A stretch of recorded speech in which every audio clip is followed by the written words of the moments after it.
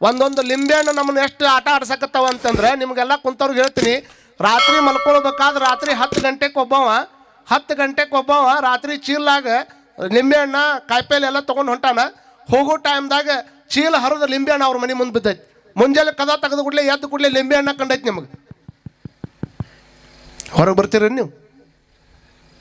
ಬರೇ ಚೀಲಾಗಿರುವಂಥ ಈಗ ರಾತ್ರಿ ಅವ ಸಂತಿಗೆ ಹೋಗುವಂಥ ಟೈಮ್ದೊಳಗೆ ಕಾಯಿಪಲ್ಲೆ ಚೀಲಾಗಿಂತ ತೆಳಗೆ ಬಿದ್ದೈತದ ಅಷ್ಟೇ. ಅವೇನು ಮಾಡಿಸಿಲ್ಲ, ಇಟ್ಟಿಲ್ಲ, ಮತ್ತೊಂದು ಏನೂ ಮಾಡಿಲ್ಲ. ಬರೇ ಕಾಯಿಪಲ್ಲೆ ಚೀಲ ಅಂದ್ರೆ ಲಿಂಬೆಹಣ್ಣು ತೆಳಗೆ ಬಿದ್ದರೆ ನಮ್ಮ ಮನೆ ಮುಂದೆ ಯಾರೋ ಮಾಡಿಸಿ ಇಟ್ಟಾರಿ ಅಂತ ತಿಳ್ಕೊಂಡು ಭಾಳ ಮಂದಿ ಲಿಂಬೆಹಣ್ಣು ಇಟ್ಟರೆ ನಾವು ಎಷ್ಟೋ ಮಂದಿ ಹೊರಗೆ ಬರಲಾರ್ದಂಗೆ ಇದೀವಲ್ಲ. ಇಂಥ ಅನೇಕ ಪದ್ಧತಿಗಳನ್ನು ನಾಶ ಮಾಡೋದಕ್ಕೆ ಬಂದಿರತಕ್ಕಂಥವರೇ ಅಪ್ಪ ಬಸವಣ್ಣನವರು. ಜಾತಿ ಕಟ್ಟಿ ಅನ್ನುವಂಥದ್ದನ್ನು ತ್ಯಾಗ ಮಾಡಿದರು, ನೀತಿ ಕಟ್ಟಿ ಅನ್ನುವಂಥದ್ದನ್ನು ಸ್ಥಾಪನೆ ಮಾಡಿದರು.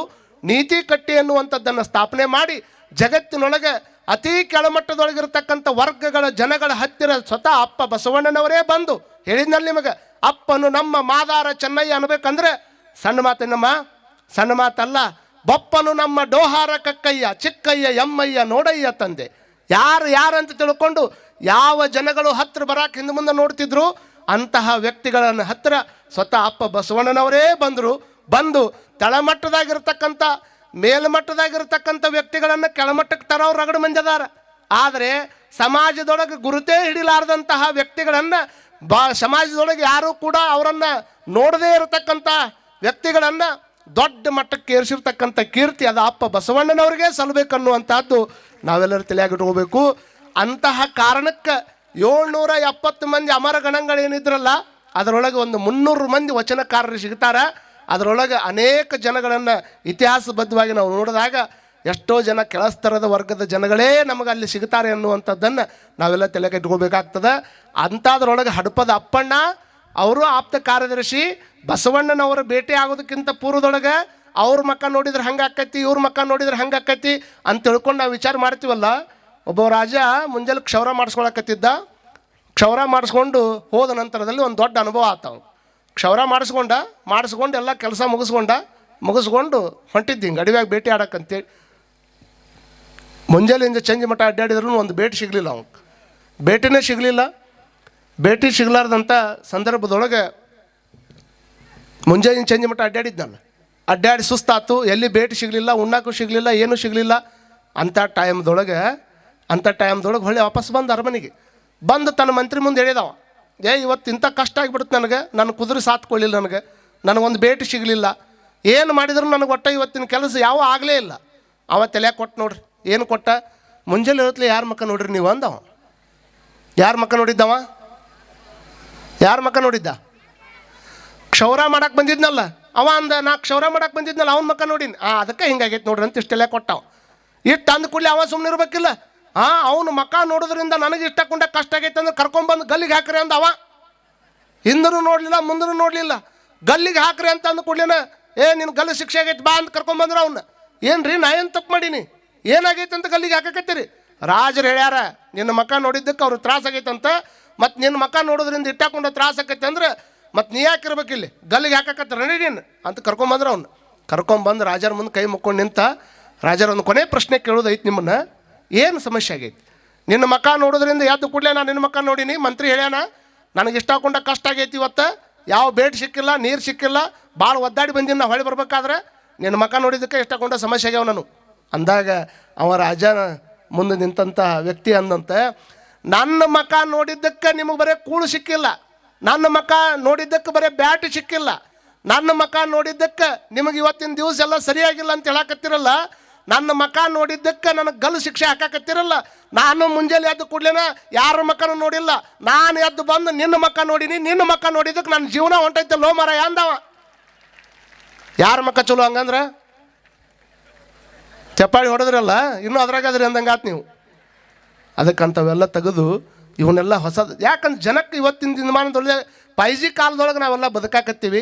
ಶರಣ ಧರ್ಮ ಇವತ್ತು ಯಾಕೆ ಪ್ರಸ್ತುತ ಆಗ್ತದೆ ಅಂತಂದ್ರೆ, ಇವತ್ತು ನೋಡ್ರಿ ಥೇಮ್ಸ್ ನದಿ ದಂಡಿ ಮೇಲೆ ಬಸವಣ್ಣನವರ ಒಂದು ಸ್ಟ್ಯಾಚ್ಯೂವನ್ನು ಅವರು ತೊಗೊಂಡು ಹೋಗಿ ಅಲ್ಲಿ ಪ್ರತಿಷ್ಠಾಪನೆ ಮಾಡ್ತಾರೆ ಅಂದರೆ ಇಷ್ಟ ತಲೆಯಾಗಿ ಇಟ್ಕೊಳ್ಬೇಕು. ಥೇಮ್ಸ್ ನದಿ ದಂಡಿ ಮೇಲೆ ಇಂಗ್ಲೆಂಡಿನೊಳಗೆ ಯಾವ ದೇಶದ ಜನ ನಮ್ಮನ್ನು ಆಳಿದ್ರಲ್ಲ, ಆ ದೇಶದೊಳಗಿರುವಂಥ ಥೇಮ್ಸ್ ನದಿ ದಂಡಿ ಮೇಲೆ ಬಸವಣ್ಣನವರ ಪುತ್ಥಳಿಯನ್ನು ಅನಾವರಣ ಮಾಡಿದರು. ಯಾರು? ಮಹಾತ್ಮ ಬಸವಣ್ಣನವರ ಪುತ್ಥಳಿಯನ್ನು ನಮ್ಮ ದೇಶದ ಹೆಮ್ಮೆಯ ಪ್ರಧಾನಿ ನರೇಂದ್ರ ಮೋದಿ ಅವರು ಆ ಪುತ್ಥಳಿಯನ್ನು ಅನಾವರಣ ಮಾಡಬೇಕಾದ್ರೆ ಅವರೊಂದು ಮಾತು ಹೇಳಿದ್ರಂತೆ, ನಾನಿಲ್ಲಿ ಬರಬೇಕಾದ್ರೆ ನಾನು ಭಾರತ ದೇಶದ ಪ್ರಧಾನಮಂತ್ರಿಯಾಗಿ ಬಂದಿಲ್ಲ, ಬಸವನಾಡಿನ ಬಸವ ಭಕ್ತನಾಗಿ ಈ ಮೂರ್ತಿಯನ್ನು ಅನಾವರಣ ಮಾಡಕ್ಕೆ ಬರ್ತೀನಿ ಅಂತ ತಿಳ್ಕೊಂಡು ಅವ್ರು ಹೇಳ್ತಾರೆ ಅಂತಂದರೆ ವಿಚಾರ ಮಾಡ್ಕೋಬೇಕು ನಾವೆಲ್ಲ. ಕಾರಣ ಇವತ್ತಿನ ದಿನಮಾನದಾಗ ಪ್ರಸ್ತುತ ಆಗ್ತಾರೆ. ಅಂಥ ಹಡಪದ ಅಪ್ಪಣ್ಣನನ್ನು ತನ್ನ ಮಗ್ಗಲಾಗಿಟ್ಟುಕೊಂಡು ಹಡಪದ ಅಪ್ಪಣ್ಣನವರು ಒಂದು ಚಲೋ ವಚನ ಬರೆದರು, ಜಗದೊಳಗೆ ಹುಟ್ಟಿದವರೆಲ್ಲ ಹಗರಣಿಗರಾಗಿ ಹುಟ್ಟಿದರಲ್ಲದೆ ಜಗವ ಗೆಲ್ಲಲರಿಯದೆ ನೆಗೆಗಡಿಯಾಗಿ ಹೋದರು. ಎಮ್ಮ ಶರಣರು ಅಂತಲ್ಲ ಕಾಣಿರಣ್ಣ, ಜಗದೊಳಗೆ ಇದ್ದು ಜಗದಲ್ಲಿಯೇ ಬೆಳೆದು ಜಗವ ಗೆದ್ದು ಹೋಗುವರು. ಎಷ್ಟು ಚಲೋ ಐತೆ ನೋಡ್ರಿ. ಹಗರಣಿಗ ಅಂದಾದ್ರೆ ಯಾರಿಗೂ? ನಾಟಕ ಆಡ್ತಾರಲ್ಲ, ನಾಟಕ ಮಾಡೋರು, ವೇಷ ಹಾಕೋರಿಗೆ ಇಂಥವ್ರಿಗೆ ಹಗರಣಿಗ ಅಂತಾರೆ. ಕಾರಣ ಗೇಣು ಉದ್ದ ಹೊಟ್ಟೆಯನ್ನು ತುಂಬಿಸುವುದಕ್ಕಾಗಿ, ಸಂಸಾರವನ್ನು ಗೆಲ್ಲುವುದಕ್ಕಾಗಿ. ಸಂಸಾರ ಅಂದರೆ ಕೇವಲ ಹೆಣ್ಣು ಗಂಡಿನ ಸಂಬಂಧ ಅಲ್ಲ, ಸಂಸಾರ ಅಂದರೆ ಜಗತ್ತ. ಈ ಜಗತ್ತನ್ನು ಗೆಲ್ಲಬೇಕಂತನೇ ಬಂದಾರೆ ಎಲ್ಲಾರ. ಆದರೆ ಇದನ್ನು ತೂಗಿಸ್ಕೊಂಡು ಹೋಗೋಕ್ಕಾಗಬೇಕಲ್ಲ, ಇದನ್ನು ತೂಗಿಸ್ಕೊಂಡು ಹೋಗೋಕ್ಕಾಗಬೇಕಲ್ಲ, ಅದು ಆಗಲಿಕ್ಕೆ ಬಹಳಷ್ಟು ಕಷ್ಟದ ವಿಷಯ. ಹಾಗಾಗಿ ಶರಣರಂತಾರ, ನಮ್ಮ ಶರಣರು ಅಂತಲ್ಲ ಕಾಣಿರನ್ನ, ನಮ್ಮಂಗನ ಬೆಳೆದಾರ. ಮತ್ತು ಅವ್ರಿಗೇನು ಕಷ್ಟ ಇಲ್ಲ ಅಂತ ಮಾಡಿದ್ರೇನು ನೀವು? ನಮಗಿಂತ 10 ಪಟ್ಟು ಕಷ್ಟ ಅವ್ರಿಗಿದ್ದು. ಆದ್ರೆ ಅವ್ರಂತಾರೆ, ಗೇಣು ಉದ್ದ ಹೊಟ್ಟೆ ತುಂಬಿಸ್ಕೊಳ್ಳೋದಕ್ಕಾಗಿ ಒಂದು ಚೀಲದ ಮೇಲೆ ಇನ್ನೊಂದು ಚೀಲ ಹೊಟ್ಟಿ ಕಾಳುಗಟ್ಟಲೆ ನಿಟ್ಟುಗಟ್ಟಲೆ ಹೊಟ್ಟಿದ್ರೂ ಸಹಿತ ನಮಗೆ ಸಮಾಧಾನ ಆಗ್ತಾ ಇಲ್ಲ. ಒಂದು ಗೇಣುದ್ದ ಹೊಟ್ಟೆಯನ್ನು ತುಂಬಿಸೋದಕ್ಕೆ, ಮಾರುದ್ದ ಮನುಷ್ಯನ ದೇಹವನ್ನು ಮುಚ್ಚೋದಕ್ಕೆ ಒಂದು ಬಟ್ಟೆ ಬೇಕು. ಆಟ ಬಟ್ಟೆ ಸಲುವಾಗಿ, ಈಟು ಹೊಟ್ಟೆ ಸಲುವಾಗಿ ಎಷ್ಟು ಮಂದಿ ಗೋಣು ಮುರಿದಿಲ್ಲ, ಎಷ್ಟು ಮಂದಿ ಮನೆ ಬಾಳೆ ಹಾಳು ಮಾಡಿಲ್ಲ, ಎಷ್ಟು ಮಂದಿ ನಮ್ಮ ಮನೆ ಕಟ್ಕೋಬೇಕಾದ್ರೆ ಮತ್ತೊಬ್ಬರ ಮನೆ ಕಂಬ ತಪ್ಪಿಸಿಲ್ಲ. ಇದನ್ನು ಶರಣರು ಕೇಳ್ತಾರ. ಹಡಪದ ಅಪ್ಪಣ್ಣ ಅವ್ರು ಅಂತಾರ, ಎಲ್ಲರೂ ಹುಟ್ಟಿದವರೆಲ್ಲ ಒಂದೊಂದು ಕಾರಣಕ್ಕೆ ಈ ಜಗತ್ತಿನೊಳಗೆ ನೆಗೆಗಡಿಯಾಗಿನೇ ಹೋಗ್ಯಾರಪ್ಪ. ಈ ಜಗತ್ತಿನಾಗ ಶಾಂತಿ ಇದ್ಕೊಂಡು ಹೆಂಗಿರಬೇಕು? ಮನೆ ನೋಡ ಬಡವರು, ಮನೆ ನೋಡ, ಅವ್ರ ಮನೆ ನೋಡಕ್ಕೆ ಹೆಂಗಿರ್ತಿದ್ವು? ಭಾಳ ಗುಡಿಸಲು ಟೈಪ್ ಮನೆಗಳು, ಗುಹೆಗಳ ಒಳಗಿರ್ತಿದ್ರು. ಇವತ್ತು ನಮ್ಮ ಮನೆ 3 ಅಂತಸ್ತಿನ ಮನೆ ಆಗ್ಯಾವ. ಆದರೆ ನಮ್ಮೊಳಗೆ ಯಾವುದೂ ಸಮಾಧಾನ ಅನ್ನೋದು ಉಳಿತಾನೇ ಇಲ್ಲ. ಯಾಕಂದ್ರೆ ಮನಸ್ಸು ದೊಡ್ಡದಾಗಬೇಕಾಗಿತ್ತು, ಆದರೆ ಬರೀ ಮನೆ ದೊಡ್ಡ ಹಾಕೊಂತ ಹೊಂಟಾವ. ಮನೆಯಾಗಿರುವಂಥ TV ಸ್ಕ್ರೀನ್ ದೊಡ್ಡವಾಗಕತ್ತಾವ, ಆದರೆ ಮನಸ್ಸು ಭಾಳ ಸಣ್ಣ ಹಾಕೊಂತ ಹೊಂಟಾವ. ನೋಡ್ರಿ, ಒಬ್ಬ ಶ್ರೀಮಂತ ದೊಡ್ಡ ಮನೆಯನ್ನು ಕಟ್ಸ್ಯಾತ. ದೊಡ್ಡ ಮನೆಯನ್ನು ಕಟ್ಟಿಸಿ ರಾತ್ರಿ ಬೆಳಕಿನ ಟೈಮ್ದೊಳಗೆ ರಾತ್ರಿ ಚಲೋ ಕಾಣಂಗಿಲ್ಲ ಅಂತ ಬೆಳದಿಂಗಿನ ಬೆಳಕಿನೊಳಗೆ ನನ್ನ ಮನೆ ಹೆಂಗೈತೆ ಅಂತ ನೋಡಕ್ಕೆ ಮ್ಯಾಗ ಹತ್ಯಾನ. ಅವ ಹತ್ತಿದ್ದು 3 ಅಂತಸ್ತಿನ ಮ್ಯಾಗ ಹತ್ಯಾನ. ಎಲ್ಲಿ ಹತ್ಯಾನ? 3 ಅಂತಸ್ತಿನ ಮ್ಯಾಗ ಹತ್ಯಾನ. 3 ಅಂತಸ್ತಿನ ಮ್ಯಾಗ ಹತ್ತಿದ ಮೇಲೆ ಅವಂಗ ಎಲ್ಲ ಕಡೆ ನೋಡಿದ, ಎಷ್ಟು ಅದ್ಭುತ ಆಗೈತೆ ನನ್ನ ಮನೆ ಅಂತ ಭಾಳ ಖುಷಿ ಆಯ್ತು. ಕಣ್ಣೆಲ್ಲಿ ಹೋಯ್ತಂದ್ರೆ ಮನೆ ಪಕ್ಕದಾಗ ಒಂದು ಗುಡಿಸಲಿತ್ತು. ಗುಡಿಸಲಿತ್ತಲ್ಲ, ಗುಡಿಸಲ ಮೇಲೆ ಹೋಯ್ತದ. ಗುಡಿಸಲದ ಮೇಲೆ ಮನೆ ಮೇಲೆ ಕಣ್ಣು ಹೋದ ಕೂಡಲೇನ ಅವಾಗ ಅವನ ಮನಸ್ಸಿಗಂತು, ಸೌಕಾರ ಇರುವಂಥದ್ದು 3 ಅಂತಸ್ತಿನ ಮೇಲೆ ಅದಾನ, ಆದ್ರೆ ಮನಸ್ಸಲ್ಲಿ ಹೋಗೈತಿ? ಗುಡಿಸಲದ ಮೇಲೆ ಹೋಗೈತಿ. ಗುಡಿಸಲಕ್ಕೆ ಬಂದ ಕೂಡಲೇನ ಒಂದು ಸಣ್ಣ ಚಿಮಣಿ ಹಚ್ಕೊಂಡು ಒಂದು ಮುದುಕಿ, ವಯಸ್ಸಾದ್ರಂಥ ಮುದುಕಿ ಮನೆ ಒಳಗೆ ಕುಂತಿತ್ತು. ಇವ ಒಳಗೆ ಹೋಗಿ ಹಿಂಗೆ ಕದ ಬಡ್ದ, ಯಾರದಿರಿ ಮನ್ಯಾಗ ಅಂದವ. ಯಾರದಿರಿ ಮನ್ಯಾಗ ಅಂದಾಗ ಆ ಮುದುಕಿ ಕೊಟ್ಟು ಉತ್ತರ ಎಷ್ಟು ಚಲೋ ಇತ್ತಂದ್ರೆ, ಇಲ್ಲಿ ಕುಂತವ್ರು ಎಲ್ಲರೂ ತಿಳ್ಕೊಬೇಕು, ಯಾರದಿರಿ ಮನ್ಯಾಗ ಅಂತ ಇಷ್ಟು ಕೇಳಿಂದಲ್ಲ. ಇಷ್ಟು ಕೇಳಿದ ಕೂಡ್ಲೇನ ಮುದುಕಿ ಹೇಳ್ತಾಳ, ಯಪ್ಪ ಯಾರದಿರಿ ಅಂತ ಕೇಳಾಕತ್ತೀಯಲ್ಲ, ಈ ಮನ್ಯಾಗ ಇರಾಕ ಇಲ್ಲಿ ಯಾರು ಬಂದವ್ರು ಅದಾರ? ಯಾರು ಇರಾಕ್ ಬಂದವ್ರು ಅದಾರ? ಈ ಜಗತ್ನಾಗ ಎಲ್ಲರೂ ಹೋಗಾಕ ಬಂದವ್ರು ಅದಾರ, ಯಾರದಿರಿ ಒಳಗೆ ಬಾ ಅಂದ್ಲಕ್ಕಿ. ಏನಪ್ಪ ಶಂಕರ್ ಹೋಗೈತೇನೋ ಒಳಗೆ? 10 ದಿವಸದಾಗ ಬಿಟ್ಟು ಇವತ್ತ ಬಂದನಲ್ಲೋ ಯಪ್ಪ ಪರಮಾತ್ಮ. ಏವ ಈಕೆ ಎಲ್ಲಿ ಹೊಂಟಾಳ? ಕುಂದ್ರವ ಎಲ್ಲೇ ಏನು ಮಾಡ್ಕೊಬಿಟ್ಟು ಸುಮ್ಮನೆ ಅಷ್ಟೇ ಸುಮ್ಮನೆ ಕರ್ಕೊಂಡು ಅಲ್ಲೇ ಕುಂದಿರ್ತಾರೆ ಅವರು. ವಿಚಾರ ಮಾಡ್ಕೋಬೇಕು ನೀವೆಲ್ಲ. ಏನಂತಂದ್ರೆ ಯಾರು ಇರಾಕ್ ಬಂದವ್ರು ಅದಾರಪ್ಪ, ನಾನು ಇಲ್ಲಿ ಒಳಗದೀನಿ ಬಾ ಅಂತ ತಿಳ್ಕೊಂಡು ಕರೆದು ಮನೆ ಒಳಗೆ ಕೊಡೋದಕ್ಕೆ ಚಲೋ ಬೋರ್ಮಿಟ ಇರಲಿಲ್ಲ. ಹೋಗಿ ಪಟ್ಟ ಒಂದಿಷ್ಟು ನೀರು ಕೊಟ್ಲು, ಸಕ್ರೆ ಕೊಟ್ಲು, ಹಾಸಿ ಕುಂದ್ರಿಸೋದಕ್ಕೆ ದೊಡ್ಡ ಶಿವಾಸನ ಇರಲಿಲ್ಲ. ಒಂದು ಕಂಬಳಿ ಹಾಸಿದ್ಲು, ಕಂಬಳಿ ಮೇಲೆ ಕುಂದ್ರಿಸಿದ್ಲು. ಯಾಕ್ರಿಪ್ಪ ನಮ್ಮಂಥ ಬಡವ್ರ ಮನೆಗೆ ನೀವು ಯಾಕೆ ಬಂದಿರಿ? ಏನು ಬೇಕು? ನಾನು ನಿನ್ನ ಮನೆ ಪಕ್ಕದೊಳಗೆ ಕಟ್ಟಿರುವಂಥ 3 ಅಂತಸ್ತಿನ ಮನೆ ಕಟ್ಟಿರುವಂಥ ಸೌಕಾರ. ಹೌದ್ರಿಪ್ಪ, ಭಾಳ ಚಲೋ ಆಯ್ತು. ನನ್ನ ಗುಡಿಸಲಕ್ಕೆ ಬಂದಿರುವಂಥ ಕಾರಣ. ಅವಾಗ ಆ ಮುದುಕಿಗೆ ಹೇಳಿದವ, ನೋಡು ರಾತ್ರಿ ಮನೆ ನೋಡಕ್ಕಂತ ಮ್ಯಾಗ ಹತ್ತೀನಿ. ಮ್ಯಾಗ ಹತ್ತಿದಾಗ ನನಗೆ ಹಿಂಗೆ ಅನ್ಸಾಕತ್ತದ, ನನ್ನ ಮನೆ ಇಷ್ಟಾಕೊಂಡ ಚಲೋ ಅದ. ಈ ಮನೆ ಟೈಮ್ ಕಟ್ಟಿದಂಥ ಟೈಮ್ದೊಳಗೆ ಆ ಮನೆ ಮೇಲೆ ಹತ್ತಿದಾಗ ನಿನ್ನ ಗುಡಿಸಲು ಅಡ್ಡ ಬಂದು ನಿನ್ನ ಗುಡಿಸಲು ಇರೋದಕ್ಕೆ ನನ್ನ ಮನೆ ಚಂದ ಕಾಣ್ತಾ ಇಲ್ಲ. ಎಷ್ಟು ರೊಕ್ಕ ಕೇಳ್ತಿ ಕೇಳು, ಅಷ್ಟು ರೊಕ್ಕ ಕೊಡ್ತೀನಿ, ಗುಡಿಸಲು ಬಿಟ್ಟು ಹೋಗು ಅಂದ. ಎಷ್ಟು ರೊಕ್ಕ ಕೇಳ್ತಿ ಕೇಳು, ಅಷ್ಟು ರೊಕ್ಕ ಕೊಡ್ತೀನಿ, ಗುಡಿಸಲು ಬಿಟ್ಟು ಹೋಗು ಅಂದ.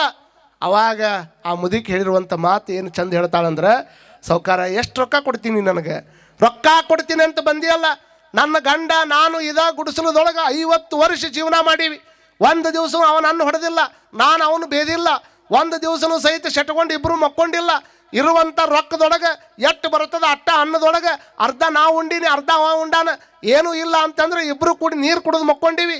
ಚಲೋ ಬೆಡ್ ಇಲ್ಲ, ಆದರೆ ಚಾಪಿ ಮೇಲೆ ಮಲ್ಕೊಂಡು ಸಂಸಾರ ಮಾಡೀವಿ. ಇಷ್ಟು ವರ್ಷದೊಳಗೆ ಒಂದು ದಿವಸ ನಾವು ಯಾರೂ ಕೂಡ ನನ್ನ ಗಂಡ ಕುಡಿದು ಬಂದಿಲ್ಲ, ನನಗೆ ಎಕ್ಸ್ಪೆಕ್ಟ್ ಆಡ್ಕೊಂಡು ಬಂದು ರೊಕ್ಕ ಸೂತ್ಕೊಂಡು ಮನೆಗೆ ಬಂದಿಲ್ಲ. ಇಟ್ಟಾಕೊಂಡ ಆನಂದವನ್ನು ನನ್ನ ಗಂಡ ಈ ಮನೆಯೊಳಗೆ ತುಂಬಿಟ್ಟಾನ. ಇಟ್ಟಾಕೊಂಡ ರೊಕ್ಕ ಕೊಡ್ತೀನಿ ಅಂತ ಹೇಳಕತ್ತಿಯಲ್ಲ, ನನ್ನ ಗಂಡ ಕೊಟ್ಟಿರ್ತಕ್ಕಂಥ ಆನಂದ ಕೊಡೋದಿತ್ತಂದ್ರೆ ಕೊಡು, ನಿನ್ನ ರೊಕ್ಕ ತೊಗೊಂಡು ನೀನು ಹೋಗು ಅಂತ ಹೇಳಿದ್ಲಾಕೆ ಮುದುಕಿ. ಮನೆ ನೋಡ ಬಡವರು, ಮನ ನೋಡ ಘನಸಂಪನ್ನರು. ಮನಸ್ಸು ಎಷ್ಟು ದೊಡ್ಡದಿತ್ತು. ಅದಕ್ಕಂತಾರ ಅವರು ಈ ಉದರವನ್ನು ತುಂಬಿಸ್ಕೊಳ್ಳೋದಕ್ಕಾಗಿ ಅಷ್ಟಾಕುಂಡ ಹಪಹಪಿ ಮಾಡಿಕೊಂಡು ಎಷ್ಟೋ ಪ್ರಯತ್ನ ಮಾಡಿ ನಿನ್ನ ಜೀವನ ನಾಶ ಮಾಡ್ಕೊಳ್ಳೋದಕ್ಕಿಂತ ಇರುವಂಥದ್ದನ್ನು, ಅದಕ್ಕೆ ಶರಣರಂತಾರ ಒಬ್ಬ ಮಾದಾರ ಧೂಳಯ್ಯ. ನೋಡ್ರಿ, ಮಾದಾರ ಧೂಳಯ್ಯ ಅನ್ನುವಂಥ ಒಬ್ಬ ಶರಣ ತನ್ನ ಹೊಟ್ಟೆಯನ್ನು ಉದರವನ್ನು ತುಂಬಿಸೋದಕ್ಕಾಗಿ ಚಪ್ಪಲಿ ಹೊಲಿಯುವಂಥ ಕಾಯಕವನ್ನು ಮಾಡ್ತಿದ್ದ. ಚಪ್ಪಲಿ ಹೊಲಿಯುವಂಥ ಕಾಯಕ ಮಾಡಬೇಕಾದಂಥ ಸಂದರ್ಭದೊಳಗೆ ಹೆಂಗೆ ಸೂಜಿ ತಗೊಂಡು ಚಪ್ಪಲಿಯನ್ನು ಹೊಲಿಬೇಕಾದ್ರೆ ಆ ಸೂಜಿ ಮನೆ ಒಳಗೆ ಪರಮಾತ್ಮ ಪ್ರತ್ಯಕ್ಷ ಆದಂಥವು. ಸೂಜಿ ಮನೆ ಒಳಗೆ ಪರಮಾತ್ಮ ಪ್ರತ್ಯಕ್ಷ ಆದ. ಆ ಪ್ರತ್ಯಕ್ಷ ಆಗಿರುವಂಥ ಭಗವಂತನನ್ನು ಕಂಡು ಮಾದಾರ ಧೂಳಯ್ಯ ಒಂದು ಮಾತನ್ನು ಹೇಳಿದಂತ, ಯಾಕಪ್ಪ ಇತ್ತಾಗ ಯಾಕೆ ಬಂದಿ ಅಂದ ಅವ ಪರಮಾತ್ಮಗೆ. ನಿಮ್ಮ ಮುಂದೆ ಯಾರು ದೇವರು ಬಂದು ನಾ ದೇವ್ರದೀನಿ ಏನು ಬೇಕಂತ ಕೇಳಿದ್ರೆ ನೀವೇನನ್ನೋರು ಪಟ್ನ ಇವ್ರು ನೋಡೋಕ್ಕಿಂತ ಒಳಗೆ ಬಾ ಅಂತ ತಿಳ್ಕೊಂಡು ಕದ ಹಾಕ್ಕೊಂಡು ಒಳಗೆ ಕರ್ಕೊಂಡು ಹೋಗು. ಜಗದೊಳಗೆ ಹುಟ್ಟಿದವರೆಲ್ಲ ಹಗರಣಿಗರಾಗಿ ಹುಟ್ಟಿದರಲ್ಲದೆ ಜಗವ ಗೆಲ್ಲಲರಿಯದೆ ನೆಗೆಗಡೆಯಾಗಿ ಹೋದರು. ಎಮ್ಮ ಶರಣರು ಅಂತೆಲ್ಲ ಕಾಣಿರಣ್ಣ. ಜಗದೊಳಗೆ ಹುಟ್ಟಿ ಜಗದೊಳಗೆ ಇದ್ದು ಜಗವಾಗ ಬೆಳಗಿ ಜಗವ ಗೆದ್ದು ಹೋಗುವರು. ಹಡಪದ ಅಪ್ಪಣ್ಣನವರು ಒಂದು ಚಲೋ ವಚನ ಬರೀತಾರೆ. ಇವತ್ತು ನಾವು ಜಾತಿ ಬಗ್ಗೆ ಭಾಳ ಮಾತಾಡ್ತೀವಿ, ಆ ಜಾತಿ ಈ ಜಾತಿ ಅಂತ. ನೋಡಿ, ನಾವೆಲ್ಲ ಅರ್ಥ ಮಾಡ್ಕೋಬೇಕು. ಭಗವಂತನ ಕೊಟ್ಟಿರ್ತಕ್ಕಂಥದ್ದು ಎರಡೇ. ಮಲೆ ಮೂಡಿ ಬಂದರೆ ಹೆಣ್ಣೆಂಬರು, ಗಡ್ಡ ಮೀಸೆ ಬಂದರೆ ಗಂಡೆಂಬರು. ಒಳಗೆ ಸುಳಿವಾತ್ಮನು ಹೆಣ್ಣು ಅಲ್ಲ, ಆತ ಗಂಡು ಅಲ್ಲ, ಆತ ಸಾಕ್ಷಾತ್ ಪರಮಾತ್ಮ ಅಂತ ತಿಳ್ಕೊಂಡು ವಚನವನ್ನು ಬರೆದಿದ್ದಾರೆ.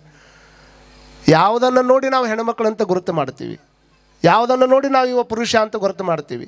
ಆದರೆ ಒಳಗಿರುವಂಥ ಆತ್ಮ ಏನೈತಲ್ಲ, ಅದು ಹೆಣ್ಣು ಅಲ್ಲ, ಅದು ಗಂಡು ಅಲ್ಲ, ಅದು ಸಾಕ್ಷಾತ್ ಪರಮಾತ್ಮ ಅದ. ಹಾಗಾಗಿ ನಾವೇನು ಮಾಡ್ಕೋಬೇಕು ಅಂದರೆ, ಬಸವಣ್ಣನವರು ಹುಟ್ಟಿದ್ದು ಬ್ರಾಹ್ಮಣ ಕುಲದೊಳಗೆ ಹುಟ್ಟಿದ್ರು ಕರೆ. ಬ್ರಾಹ್ಮಣರ ಕುಲದೊಳಗೆ ಹುಟ್ಟಿದಂಥ ಟೈಮದೊಳಗೆ ಅವಾಗಿನ ಕಾಲಕ್ಕೆ ಎಷ್ಟು ಸಮಸ್ಯೆಗಳು ಇದ್ವು ಅಂತಂದ್ರೆ, ನೋಡ್ರಿ, ಉಳ್ಳವರು ಅಂತ ಯಾರು ಇದ್ದರು ಅವ್ರನ್ನ ಮಾತಾಡ್ಸೋದು ಭಾಳ ಕಷ್ಟ ಇತ್ತು ಜನಗಳಿಗೆ. ಅಂಥ ಟೈಮ್ದೊಳಗೆ ಪ್ರಧಾನಮಂತ್ರಿ ಪಟ್ಟದೊಳಗೆ ಕೂತ್ಕೊಂಡು ಸಣ್ಣ ಜಗದಾಗ ಕೂತ್ಕೊಂಡು ದೊಡ್ಡ ಕೆಲಸ ಮಾಡಕತ್ತಾನಂದ್ರೆ ದೊಡ್ಡದಲ್ಲ, ದೊಡ್ಡ ಜಗದಾಗ ಕೂತ್ಕೊಂಡು ಬಂದು ಸಣ್ಣ ಮಂದಿ ಹತ್ರ ಬಂದಾನಂದ್ರೆ ಭಾಳ ದೊಡ್ಡದಿದು. ಬೆಟ್ಟವಿದ್ದಲ್ಲಿ ಪುಟ್ಟ ಹೋಗುವುದು ದೊಡ್ಡದಲ್ಲ, ಪುಟ್ಟವಿರುವಲ್ಲಿ ಬೆಟ್ಟ ಬರಬೇಕು. ಸ್ವತಃ ಸೊನ್ನಲಾಪುರದ ಸಿದ್ದರಾಮ ಶಿವಯೋಗಿ ಹತ್ತಿರ ಮಲ್ಲಿಕಾರ್ಜುನನೇ ಓಡಿ ಬಂದಿದ್ದ. ಇದು ದೊಡ್ಡದಾಕತಿ ಇತಿಹಾಸದಾಗ. ಮಲ್ಲಿಕಾರ್ಜುನ ಯಾವಾಗ ಸಿದ್ದರಾಮ ಶಿವಯೋಗಿ ಬೆಟ್ಟ ಕೊಳ್ಳದೊಳಗೆ ಬೀಳಾಕತ್ತಿದ್ದ, ಅವಾಗ ಓಡೋಡಿ ಅವನೇ ಬಂದ. ಹಾಗಾಗಿ ಅವತ್ತಿನ ಸಂದರ್ಭದೊಳಗೆ ಜಾತಿಯನ್ನು ನಿರ್ಮೂಲನೆ ಮಾಡಬೇಕನ್ನುವಂಥ ಕಾರಣಕ್ಕಾಗಿ ನೋಡ್ರಿ, ಪ್ರಧಾನಮಂತ್ರಿ ಪಟ್ಟದಾಗಿದ್ದಂಥ ಟೈಮ್ದೊಳಗೆ ಮಹಾಮನೆಯೊಳಗೆ ಅಪ್ಪ ಬಸವಣ್ಣನವ್ರು ಇದ್ರೆ ಅವರ ಆಪ್ತ ಕಾರ್ಯದರ್ಶಿಯನ್ನು ಯಾರು ಇಟ್ಕೊಂಡಿದ್ರು ಅಂತಂದ್ರೆ, ಅವರ ಸಹಾಯಕನನ್ನಾಗಿ ಯಾರನ್ನ ಇಟ್ಕೊಂಡಿದ್ರು ಅಂತಂದ್ರೆ ಹಡಪದ ಅಪ್ಪಣ್ಣನನ್ನು ತಮ್ಮ ಕಾರ್ಯದರ್ಶಿಯನ್ನಾಗಿ ಇಟ್ಕೊಂಡಿದ್ದರು. ಯಾಕೆ ಇಟ್ಕೊಂಡಿದ್ರು? ಭಾಳ ಮಂದಿ ನಾ ಅವ್ರ ಮಕ್ಕ ನೋಡಿದ್ರೆ ಹಿಂಗೆ ಆಕೈತ್ರಿ. ಸಮಾಜದಾಗ ಇವತ್ತಿಗೂ ಭಾಳಷ್ಟು ಮಂದಿ ಹಂಗೆ ಅನ್ನೋರದಾರ. ಅವ್ರ ಮಕ್ಕ ನೋಡಂಗಿಲ್ರಿ, ನಾ ಇವ್ರ ಮಕ್ಕ ನೋಡಂಗಿಲ್ರಿ, ಹಂಗಾತ್ರಿ ಹಿಂಗಾತ್ರಿ ಅಂತ ತಿಳ್ಕೊಂಡು ಅನ್ನೋರದಾರಲ್ಲ. ಮಕ ನೋಡೋದ್ರಿಂದ ಹಂಗಾಕತಿ ಹಿಂಗಾಕತಿ ಅನ್ನುವಂಥ ಅನಿಷ್ಟ ಪದ್ಧತಿಗಳನ್ನು ನಮ್ಮ ನಾಡಿನೊಳಗೆ ಇವತ್ತಿನ ಬಿತ್ತುಕೊಂತನ ಹೊಂಟಾರ. ಆದರೆ ಒಬ್ಬ ವ್ಯಕ್ತಿ ಮಕ ನೋಡಿದ್ರಿಂದ ನಿನಗೆ ಕೆಟ್ಟ ಆಗ್ತದೆ, ಒಳ್ಳೇದಾಕೈತೆ ಅನ್ನೋದ್ರೆ ಹೆಂಗೆ ಮಾಡೋದು ವಿಚಾರ ಮಾಡ್ಕೊಳ್ರಿ. ಆ ಒಂದು ಮೂಲ ಸಂಸ್ಕೃತಿಯನ್ನು ಬೇರು ಸಹಿತ ಕಿತ್ತು ಒಗಿಬೇಕನ್ನುವಂಥ ಕಾರಣಕ್ಕಾಗಿ ಅಪ್ಪನು ನಮ್ಮ ಮಾದಾರ ಚೆನ್ನಯ್ಯ, ಬಪ್ಪನು ನಮ್ಮ ಡೋಹಾರ ಕಕ್ಕಯ್ಯ. ಎಷ್ಟು ಚಂದ ಹೇಳ್ತಾರೆ ಅಪ್ಪ ಬಸವಣ್ಣವ್ರು. ಸಾಮಾನ್ಯರ ಹತ್ರ ಬರಬೇಕಾದ್ರೆ ಜನಗಳು ದೊಡ್ಡ ಸ್ಥಾನದಾಗಿದ್ದಾವ, ದೊಡ್ಡ ಸ್ಥಾನದಾಗ ಕುಂತಿರ್ತಕ್ಕಂಥ ನೀವು ನಮ್ಮ ಹತ್ರ ಬರಾಕತ್ತೀರಿ ಅಂದರೆ ಏನಾರು ಉದ್ದೇಶ ಇರಬೇಕಲ್ಲ. ಹಾಗಾದ್ರೆ ಯಾರು ನೀವು ಅಂತ ಕೇಳಿದರೆ, ನಾನು ಬ್ರಾಹ್ಮಣರ ಒಳಗೆ ಹುಟ್ಟಿರ್ತಕ್ಕಂಥ ಒಬ್ಬ ವ್ಯಕ್ತಿ, ಮಾದರಸ ಮಾದಲಾಂಬೆ ನಮ್ಮ ತಂದೆ ತಾಯಿ ಅಂತ ಹೇಳಿಲ್ಲ. ಆವತ್ತಿನ ಕಾಲಕ್ಕೆ ಈ ಮಾತು ಹೇಳ್ಬೇಕಂದ್ರೆ ಎಷ್ಟು ಗಟ್ಟಿತನ ಇರಬೇಕನ್ನುವಂಥದ್ದನ್ನು ನಾವೆಲ್ಲರೂ ಅರ್ಥ ಮಾಡ್ಕೊಳ್ಬೇಕಾಗ್ತದೆ. ಅಪ್ಪನು ನಮ್ಮ ಮಾದಾರ ಚೆನ್ನಯ್ಯ, ಬಪ್ಪನು ನಮ್ಮ ಡೋಹಾರ ಕಕ್ಕಯ್ಯ ಚಿಕ್ಕಯ್ಯ ಎಮ್ಮಯ್ಯ ನೋಡಯ್ಯ ತಂದೆ. ಎಷ್ಟು ಚಂದ ಹೇಳ್ತಾರೆ ನೋಡ್ರಿ ಈ ಮಾತನ್ನ. ಯಾರಂದ್ರೆ ಅಪ್ಪ ನಮ್ಮ ಮಾದಾರ ಚೆನ್ನಯ್ಯ. ಎಷ್ಟು ಚಲೋ ಮಾತನ್ನ ಹೇಳ್ತಾರೆ. ಮಾದಾರ ಚೆನ್ನಯ್ಯನ ಮನೆಯ ಮಗನು ಮತ್ತು ಡೋಹಾರ ಕಕ್ಕಯ್ಯನ ದಾಸಿಯ ಮಗಳು ಇಬ್ಬರು ಕೂಡಿಕೊಂಡು ಬೆರಣಿಯನ್ನು ತೆಗೆದುಕೊಂಡು ಬರಾಕಂತ ಹೋಗ್ಯಾರ. ಇಬ್ಬರು ಬೆರಣಿಯನ್ನು ತೆಗೆದುಕೊಂಡು ಬರುವಂಥ ಟೈಮ್ದೊಳಗೆ ಇಬ್ಬರೂ ಸಂಘ ಮಾಡ್ಯಾರ.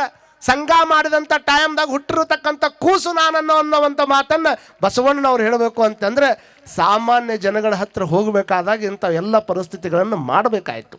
ಇಷ್ಟೆಲ್ಲ ಮಾಡಿದ ಮೇಲೆ ಜನಗಳು ಬಸವಣ್ಣನವ್ರ ಹತ್ರ ಬರಾಕತ್ತಿರುವಂಥ ಪ್ರಯತ್ನವನ್ನು ಮಾಡಿದರು. ಬಸವಣ್ಣನವ್ರ ಹತ್ರ ಬರುವಂಥ ಪ್ರಯತ್ನವನ್ನು ಮಾಡಿದರು. ಬಂದಾಗ 12,000 ಜನ ನಮ್ಮ ಮೈ ಮಾರ್ಕೊಂಡು ಜೀವನ ಮಾಡುವಂಥ ವೇಶ್ಯೆಯರು, ಆ 12,000 ಜನ ಬಸವಣ್ಣನವರ ಪ್ರಭಾವಕ್ಕೊಳಗಾಗಿ ತಮ್ಮ ವೃತ್ತಿಯನ್ನು ಬಿಟ್ಟು ಪ್ರವೃತ್ತಿ ಕಡೆ ಬಂದು ಬಸವಾದಿ ಶಿವಶರಣರು ಕೊಟ್ಟಿರುವಂಥ ಲಿಂಗವನ್ನು ಕಟ್ಟಿಕೊಂಡು ಕಲ್ಯಾಣದೊಳಗೆ ಸುಖದ ಜೀವನ ಸಾಗಿಸ್ತಾರೆ ಅಂತಂದರೆ ಎಷ್ಟು ದೊಡ್ಡ ಬದಲಾವಣೆ ಅನ್ನುವಂಥದ್ದನ್ನು ನಾವೆಲ್ಲರೂ ಅರ್ಥ ಮಾಡ್ಕೋಬೇಕಾಗ್ತದೆ. ವಚನ ದರ್ಶನ ಪ್ರವಚನ ಹಚ್ಚುವಂಥದ್ದು ಬೇರೆ ಕಾರಣಕ್ಕಲ್ಲ. ಯಾವ ಕಾರಣಕ್ಕೆ? ಯಾರ ಮಕ ನೋಡೋದ್ರಿಂದ ಕೆಟ್ಟಾಗ್ತದೆ. ಒಂದೊಂದು ಲಿಂಬೆಹಣ್ಣು ಮತ್ತು ನಾ ಕೇಳಿದ್ದು ಅವ್ರು ಕೇಳಿಗಿಳ್ಯಾರ ಅಂತ. ನಮ್ಮ ಪರಿಸ್ಥಿತಿ ಎಲ್ಲ ಹಿಂಗನ ನೋಡ್ರಿ. ಮಾದಾರ ಧೂಳಯ್ಯ ಅಂತಾನ, ಅಟ್ಟೆಯ ಚುಚ್ಚುವ ಉಳಿಯ ಮನೆಯಲ್ಲಿ ಪ್ರತ್ಯಕ್ಷನಾದ ಪರಮೇಶ್ವರನ ಕಂಡು ಇತ್ತಲೇಕೆ ಬಂದೆಯಯ್ಯ, ಕಾಯದ ತಿತ್ತಿಯ ಹಿಡಿದು ಹೊತ್ತಾಡುವನ ಮುಂದೆ. ಯಾಕೆ ಬಂದಿಯಪ್ಪ? ಕಾಯದ ತಿತ್ತಿಯ ಅಂದರೆ ಕಾಯಕ ಮಾಡಿಕೊಂಡು ಹೊಟ್ಟೆ ಹೊರಕೊಂಡಿರ್ತಕ್ಕಂಥ ನಾನು ನನ್ನ ಕಾಯಕಕ್ಕಾಗಿ ನಾನು ಚಪ್ಪಲಿ ಹೊಲಿಯುವ ಕಾಯಕ ಮಾಡಕತ್ರ ಈ ಮೊಣಿಯೊಳಗೆ ಬಂದು ನನಗೆ ಕಾಣಕತ್ತೀಯಲ್ಲ, ಎದ್ರ ಸಂಬಂಧ ಬಂದು ಹೇಳು ಅಂತಂದಾಗ, ಇಲ್ಲ ನಿನಗೆ ಮುಕ್ತಿ ಮಾಡ್ಬೇಕಂತ ಬಂದೀನಿ. ನನಗೆ ಯಾಕೆ ಮುಕ್ತಿ ಮಾಡ್ತೀಯಪ್ಪ? ನನ್ನ ಕಾಯಕದೊಳಗನ ಮುಕ್ತಿ ಕಂಡವ ನಾನು, ಮತ್ಯಾವ ಮುಕ್ತಿ ಬೇಕಾಗದ? ಹೋಗು ರಜತ ಬೆಟ್ಟಕ್ಕೆ ಹೋಗು. ನಿನಗೆ ಬೇಕಂತ ತಿಳ್ಕೊಂಡು ಏನು ತಪಸ್ಸು ಮಾಡ್ಕೊಂತ ಕುಂತಾರಲ್ಲ, ನೀ ಬೇಕಂತ ತಿಳ್ಕೊಂಡು ಎಷ್ಟೋ ಮಂದಿ ಉಪವಾಸ ಮಾಡ್ಕೊಂಡು ಕುಂತಾರಲ್ಲ, ನೀ ಬೇಕಂತ ತಿಳ್ಕೊಂಡು ಏನೇನೋ ವೃತ ಮಾಡ್ಕೊಂತ ಕುಂತಾರಲ್ಲ, ಅವ್ರ ಹತ್ರ ಹೋಗು, ಅವ್ರಿಗೆ ಮುಕ್ತಿ ಮಾಡು.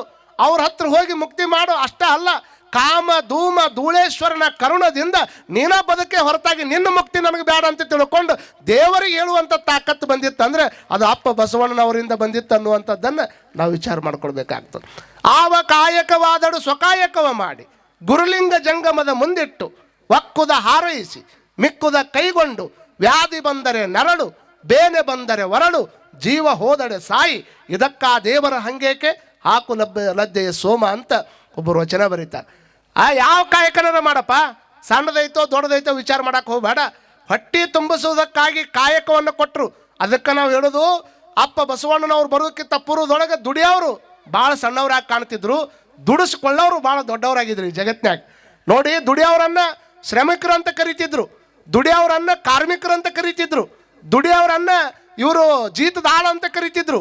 ಇಂತಹ ಎಲ್ಲ ವ್ಯಕ್ತಿಗಳನ್ನು ಕಾಯಕ ಯೋಗಿಗಳು ಅಂತ ಕರೆದು ಕಾಯಕದ ಪಟ್ಟವನ್ನು ಕೊಟ್ಟು ಯೋಗಿ ಪಟ್ಟ ಕೊಟ್ಟವರು ಅಪ್ಪ ಬಸವಣ್ಣನವರು ಅನ್ನುವಂಥದ್ದಂದು ಪ್ರಾಂಜಲ ಮನಸ್ಸಿನಿಂದ ನಾವೆಲ್ಲ ಒಪ್ಕೊಳ್ಬೇಕಾಗ್ತದೆ.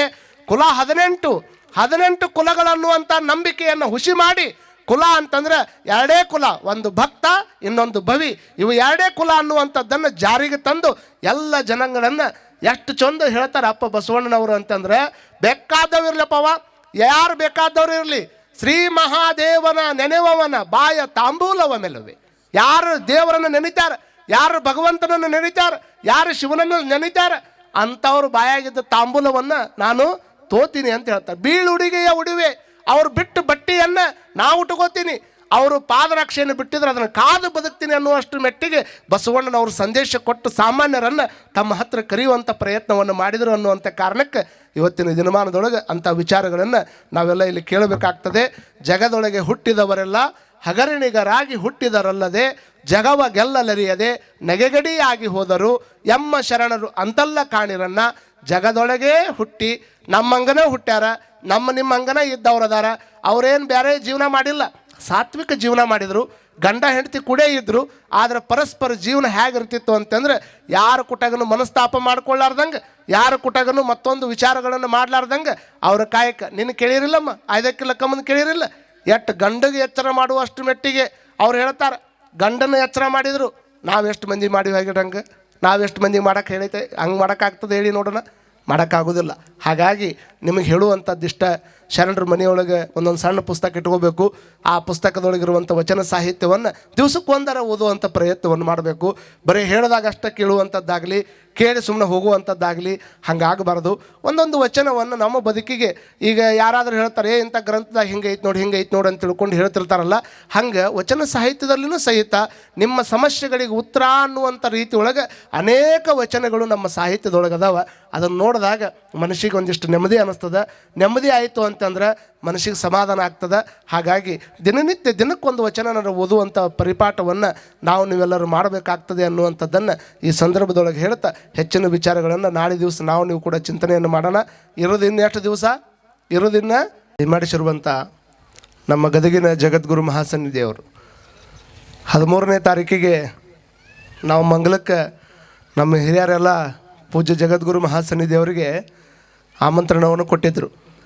ಒಟ್ಟ ಡೈರಿ ಎಷ್ಟು ಬ್ಯುಸಿ ಐತೆ ಅಂದ್ರೆ ಒಂದು ದಿವಸನೂ ಬರೋಕ್ಕೆ ಆಗದಾರ್ದಂತಹ, ಅಂದರೆ ಮೊದಲ 3 ತಿಂಗಳುಗಟ್ಲಿನ ಎಲ್ಲ ಕಡೆ ಕರ್ನಾಟಕ ತುಂಬ ಹೋಗ್ಬೇಕಲ್ಲ, ಅಂಥ ಟೈಮ್ದೊಳಗೆ ಹರ್ತಿಯವರು ಭಾಳ ಪ್ರೀತಿಯಿಂದ ಜಗದ್ಗುರು ಮಹಾಸನ್ನಿಧಿಯವ್ರನ್ನ ಕರೆದಿದ್ದಕ್ಕೆ 13ಕ್ಕೆ ಭಾಳ ಅದಾವಪ್ಪ, 10ನೇ ತಾರೀಕಿನಾಗ ಬಂದು ಮಂದಿಗೆ ಆಶೀರ್ವಾದ ಮಾಡಿ ಹೊಕ್ಕಿನಿ ಅಂತ ತಿಳ್ಕೊಂಡು ಇವತ್ತಿನ ದಿವಸ ಜಗದ್ಗುರು ಮಹಾಸನ್ನಿಧಿಯವರು ವೇದಿಕೆಗೆ ದಯಮಾಡಿಸಿದ್ದಾರೆ.